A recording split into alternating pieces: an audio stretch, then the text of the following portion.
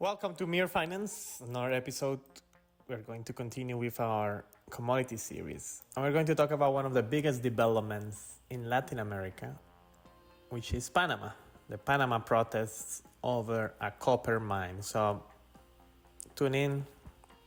Will this be the end of the glorious Panama period? And it will just become like another Latin America country? Or will the country reunite and get out of this political and social situation? So to give some context, a lot of people say that El Rey, which is one of the biggest supermarkets in Panama, doesn't have any supplies anymore. A lot of farmers that we've talked, they don't have fuel anymore, so they're just dropping their crops because they cannot transport it to the city. A lot of roads are in blockade, so people cannot go and come.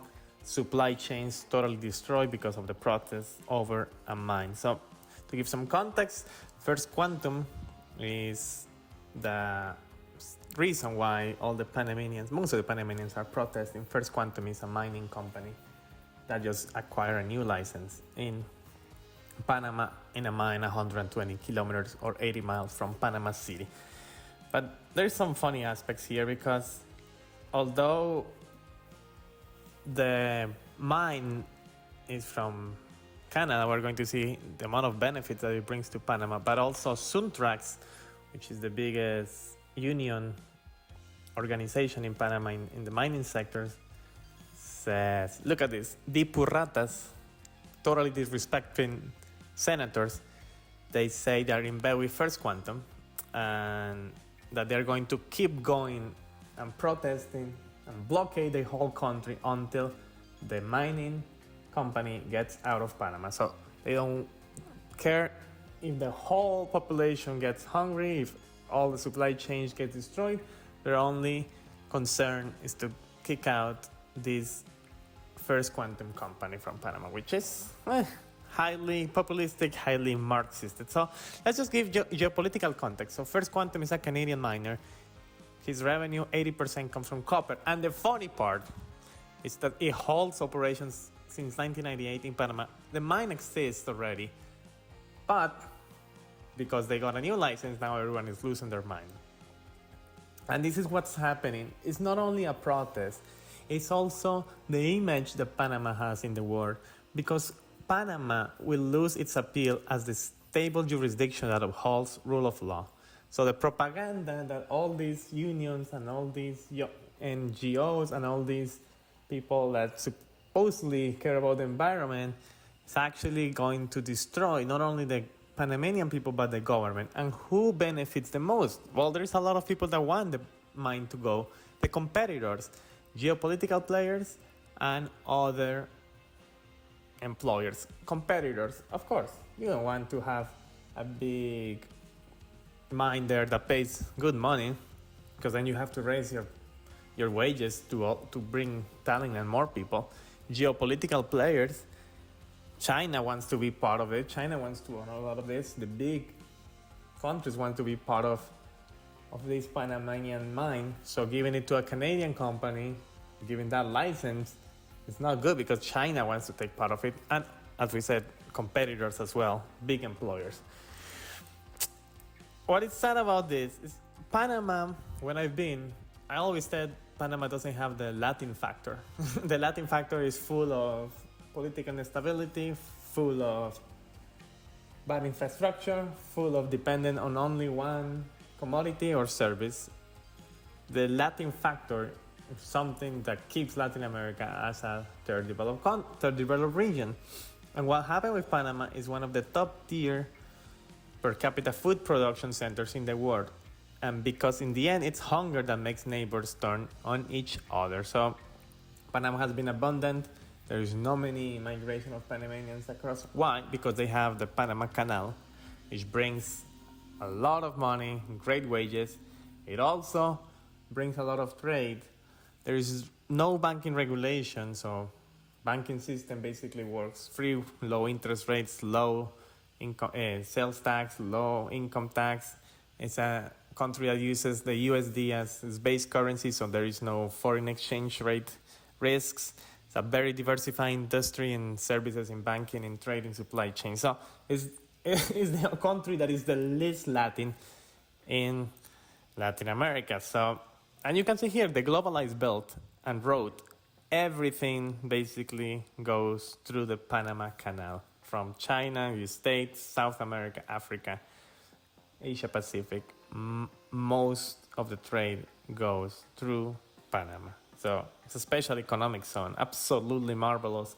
And a country so small has so much impact, and it has been prosperous for last years. I myself believe Panama was still from Colombia, the Panama Canal wouldn't even exist. And this is what happens. People don't understand economics, and they're going to see the withdrawal from the mining contract and moratorium as a win, because it's populism. But this is what will happen. A lot of investors, a lot of foreign companies will be like, whoa, they had a license, the government overturned it, there is no law, no respect for a contract, so let's pull out our investments. There'll be rising unemployment, higher taxes, more expensive loans, degradation of government services that would unfold in the years and decades after the mine is shut down. And we guarantee it, because Panama has been prosperous, is exactly because doing all the opposite of other Latin American countries, of high regulation, of high taxes, of high political instability. So people in Panama actually believe that if they declare the mining contract unconstitutional, they won't be on the hook to pay damages to the company.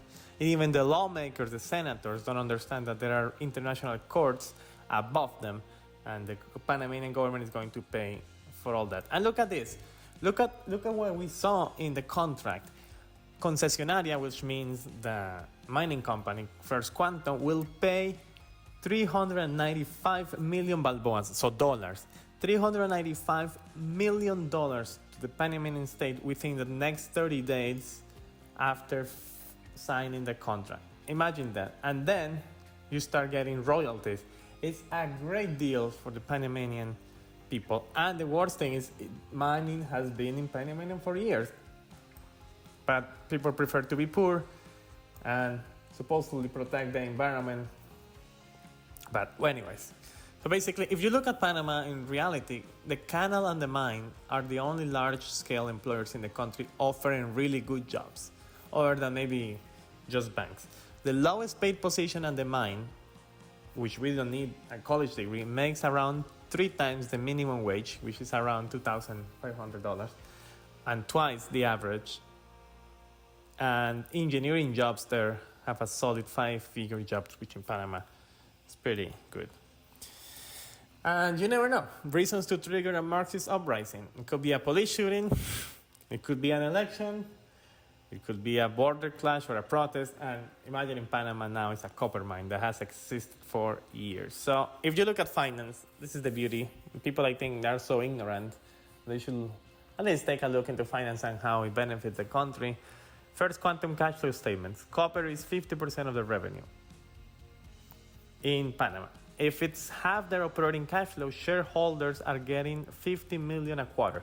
So if you own a share of, if you own First Quantum, you will get $50 million a quarter. And Panama itself, on this license, is getting $94 million a quarter. So they are getting even more than the company, because all of the royalties, because of the contract, because of the employment. So it's not that First Quantum is benefiting, it's Panama itself getting $94 million a quarter, which signifies 10% of the government budget. Imagine what you're going to do. When we did a video about Colombia and how they wanted to ban all hydrofracking and all oil, it was around 50% of the government revenue. So come on. Look at this. This is the consolidated statement of cash flows. You can actually check down there.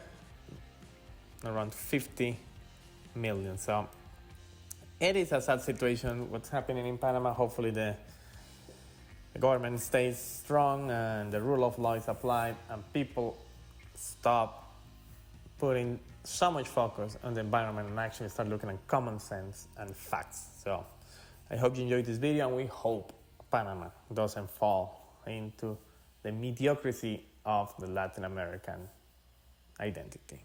Thank you for watching.